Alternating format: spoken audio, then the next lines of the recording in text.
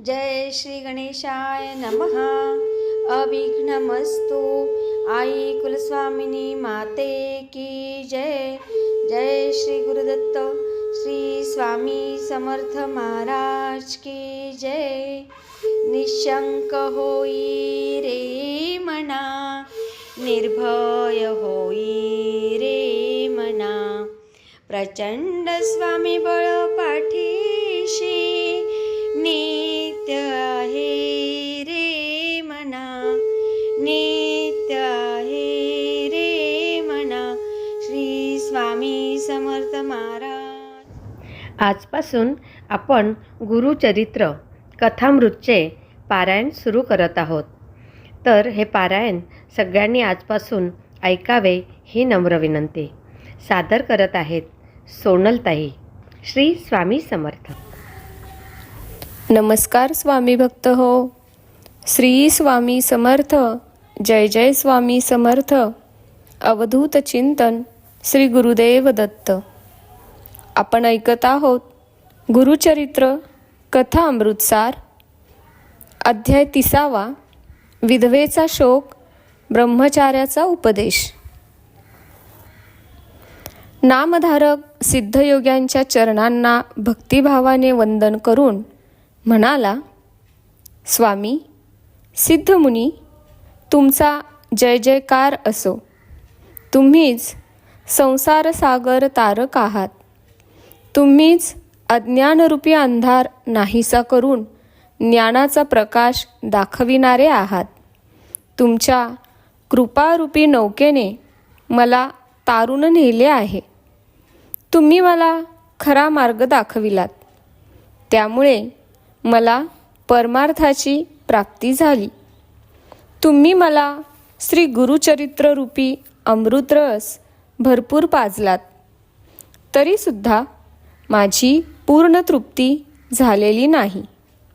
तुम्ही माझ्यावर जे अनंत उपकार केले आहेत त्याबद्दल मी जन्मोजन्मी उतराई होऊ शकणार नाही.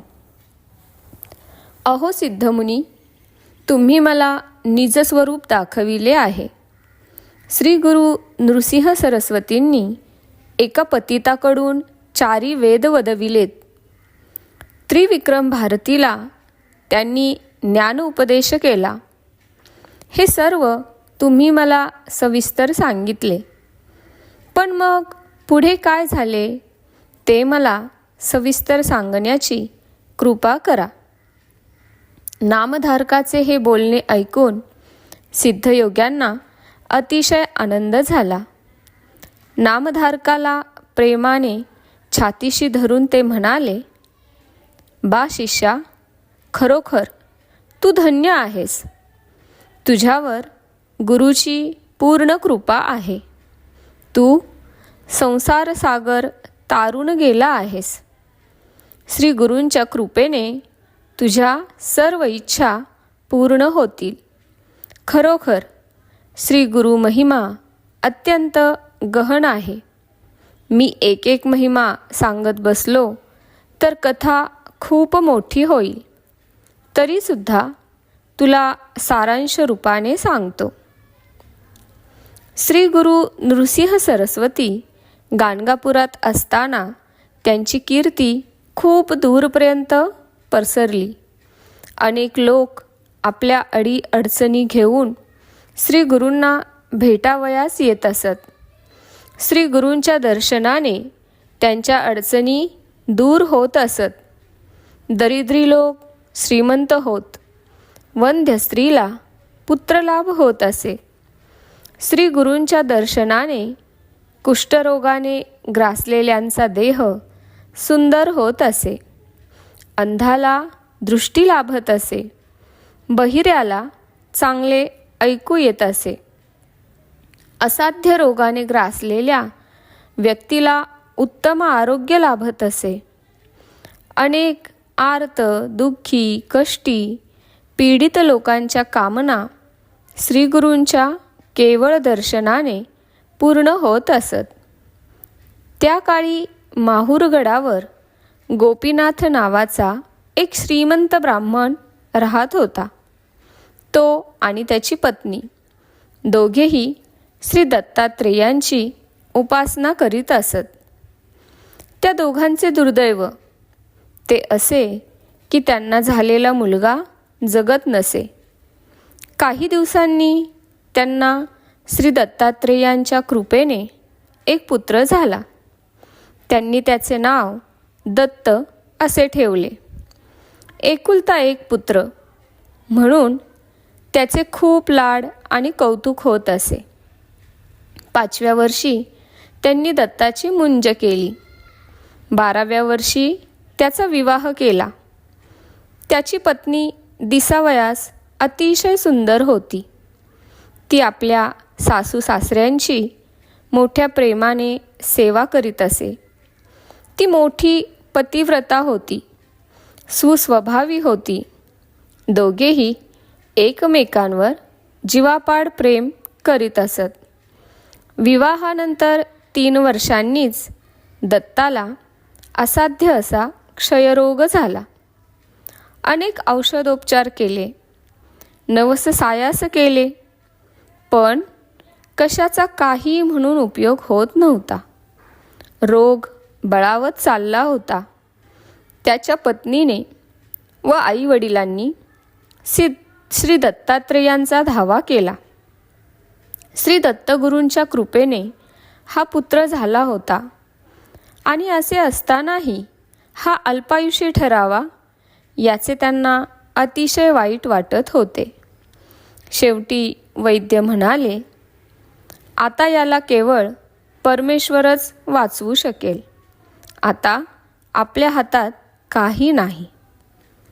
वैद्यांचे हे निर्वाणीचे बोलणे ऐकून आईवडील शोक करीत श्री दत्तगुरूंचा धावा करू लागले.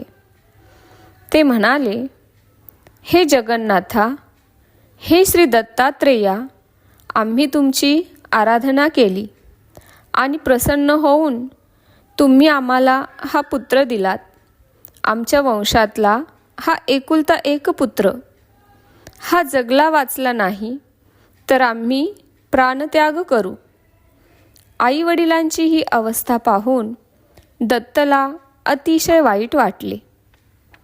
तो त्यांना म्हणाला, खरे तर मी तुमची सेवा करावयास हवी, पण आज दुर्दैवाने तुम्हालाच माझी सेवा करावी लागत आहे. पण आपण काय करणार? आले देवाजीच्या मना, तेथे कोणाचे काही चालेना.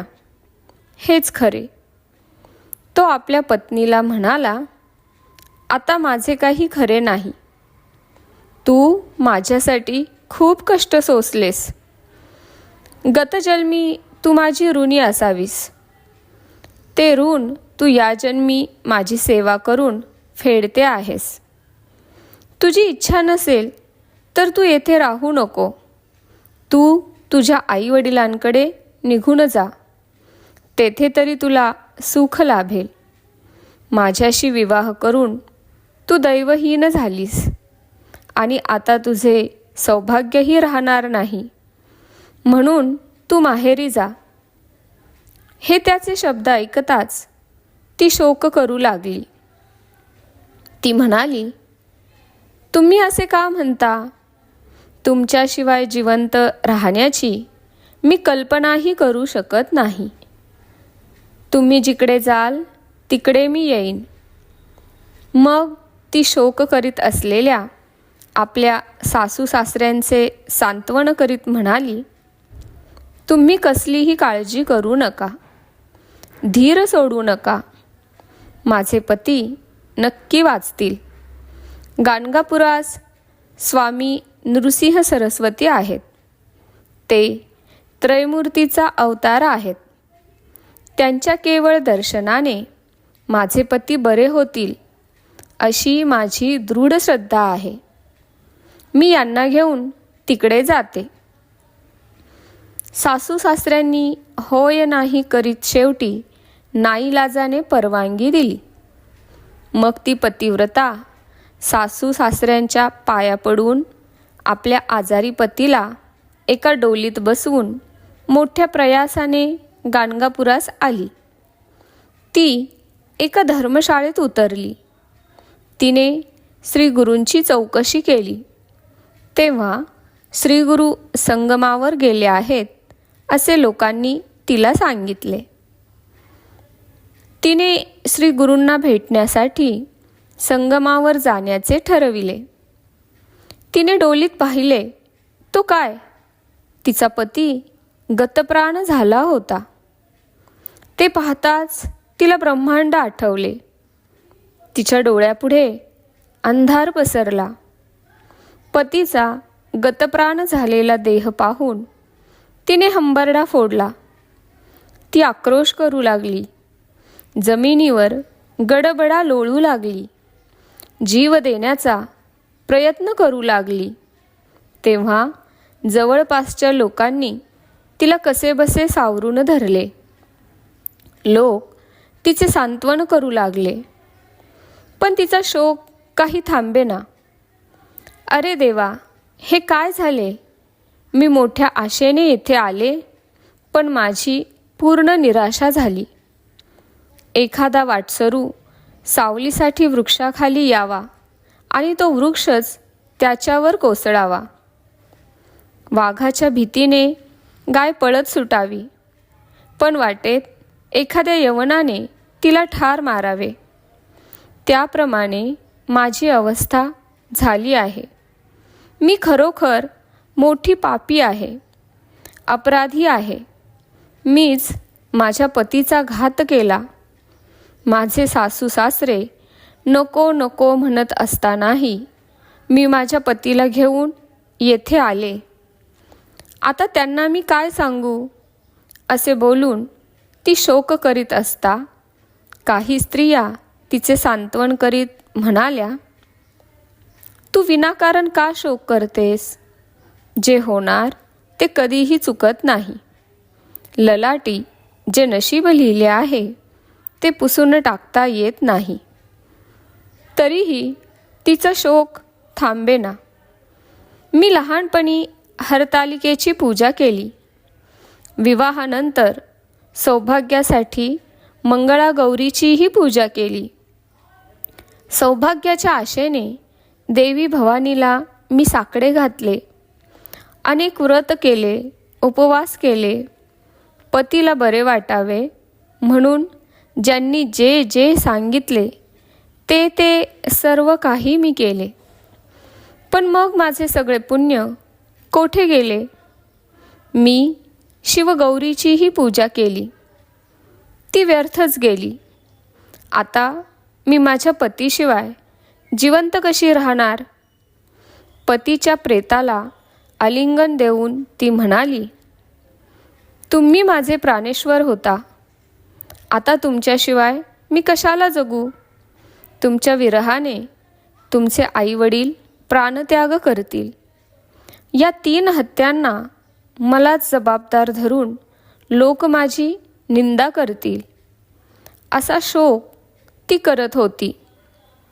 तिची ही अवस्था पाहून लोकांनाही रडू आले. त्याचवेळी तेथे एक तेजस्वी तपस्वी ब्रह्मचारी आला. त्याने सर्वांगाला भस्म लावले होते. तो जटाधारी होता.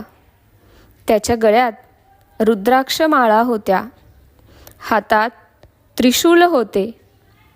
तो त्या शोकाकुल स्त्रीची विचारपूस करीत म्हणाला, तू विनाकारण का बरे शोक करीत आहेस? कपाळी जे लिहिले गेले आहे तसेच घडते. जे प्रारब्धात असते ते भोगावेच लागते. तू अशी 8 दिवस जरी शोक करत बसलीस तरी तुझ्या पतीच्या प्रेतात प्राण येणार नाही. या जगात मृत्यू कोणाला चुकला आहे? तू ज्याला पती म्हणतेस तो पूर्वी कोठे होता? तुझा जन्म कोठे झाला? पूर्वी तुझे आईवडील कोण होते? समुद्रात योगायोगाने 2 लाकडे एकत्र येतात, पण पाण्याच्या एकाच लाटेने ती एकमेकांपासून दूर जातात. ती पुन्हा कधीही एकत्र येत नाहीत. तशीच ही सर्व नातीगोती असतात. एखाद्या वृक्षावर काही पक्षी विश्रांतीसाठी येऊन बसतात व पुन्हा चारी दिशांना उडून जातात. हा संसार असाच आहे. येथे कोणीही कायमचा टिकत नाही. हा संसार क्षणभंगूर आहे. मृत्यूपुढे कोणाचे काहीही चालत नाही. नाती गोती आप्तस्वकीय सर्व काही क्षणिक आहे. मृत्यू कोणालाही टळत नाही. कुणाला तो बालपणी, कुणाला तरुणपणी, तर तो कुणाला वृद्धापकाळी येतो. पण तो येतो आणि येतोच. दुसरे असे की हा देह पंचभौतिक आहे. या देहातून प्राण गेले की त्या देहाला दुर्गंधी सुटते. केवळ रक्त, मांस, अस्थी इत्यादींनी बनलेल्या या देहाचा मोह कशासाठी करायचा? त्या ब्रह्मचार्याने असा परोपरीने उपदेश केला असता त्या स्त्रीचे समाधान झाले. तिला सत्यज्ञान झाले.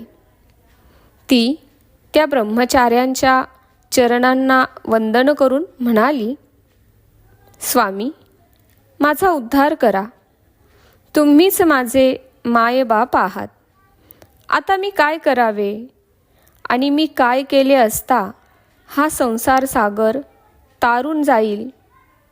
तुम्ही सांगाल ते मी करीन. त्या स्त्रीने अशी विनंती केली असता त्या ब्रह्मचार्यास आनंद झाला. मग त्याने पतीच्या निधनानंतर विधवा स्त्रीने काय करावे, काय करू नये, परमार्थ चिंतन, व्रतस्थ कसे राहावे हे सर्व सविस्तर सांगण्यास सुरुवात केली. अशा रीतीने श्री गुरुचरित्र अमृतातील विधवेचा शोक, ब्रह्मचार्याचा उपदेश नावाचा अध्याय 30 समाप्त. श्री गुरु दत्तात्रेयार्पणमस्तु. स्वामी भक्त हो, अध्याय 30 आणि अध्याय 31 यांचे आध्यात्मिक रहस्य पुढील अध्यायात एकत्रितपणे दिले आहे. अशा प्रकारे हा अध्याय इथे समाप्त झाला आहे. श्री स्वामी समर्थ. जय जय स्वामी समर्थ. अवधूत चिंतन श्री गुरुदेव दत्त. धन्यवाद. श्री स्वामी समर्थ.